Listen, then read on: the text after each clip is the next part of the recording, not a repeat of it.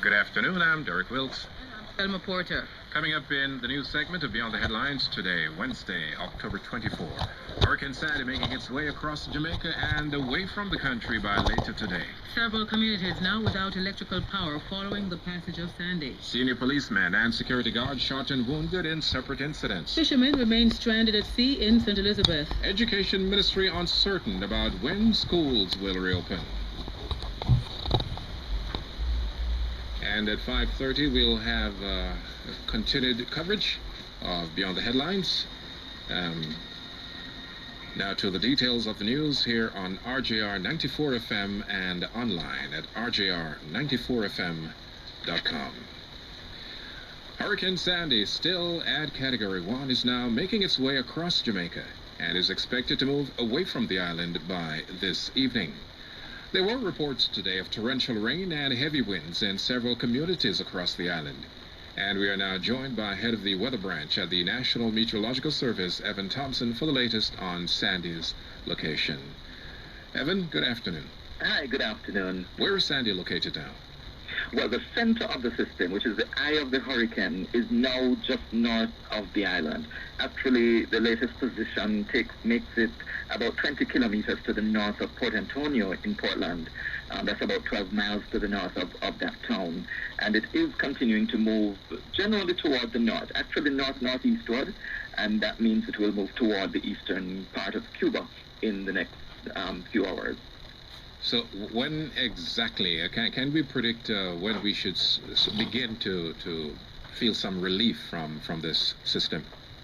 Well, the relief will come in different forms. First of all, where the wind is concerned, hurricane force winds are expected to be diminishing or at least off the island by this time, because much of that was surrounding the eye, which is now moving off toward the north. Yes. So we should not be at threat of hurricane force winds over the next few hours. However, tropical storm force winds extend quite some distance from the center, and so that is likely to continue as we go through this evening and into tonight. Thereafter, most of the gusty winds, the strong gusty winds, are likely to come with the shower activity and the thunderstorm activity, and that is expected to continue through the night and into tomorrow, right through tomorrow. All right, thank you so much, Evan Thompson, head of the weather branch at the National Meteorological Service. Meanwhile, the Office of Disaster Preparedness and Emergency Management, ODPEM, says at last count, 577 persons were in shelters island-wide. According to Director General of the ODPEM, Ronald... He, however, says the agency anticipates that these numbers will increase as the effects of the hurricane intensify. That number is likely to be higher given the fact that we are now...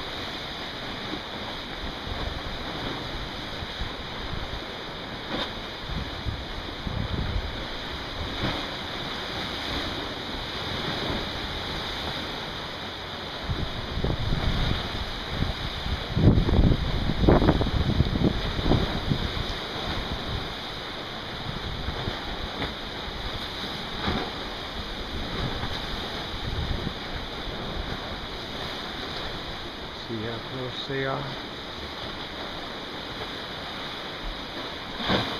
See them?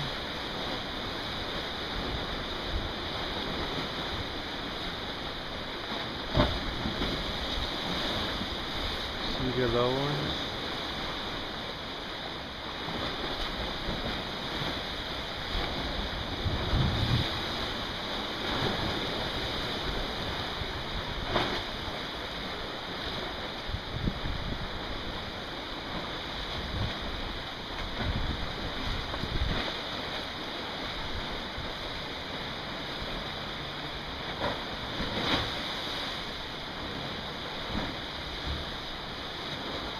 Wicked low ones fly by, huh?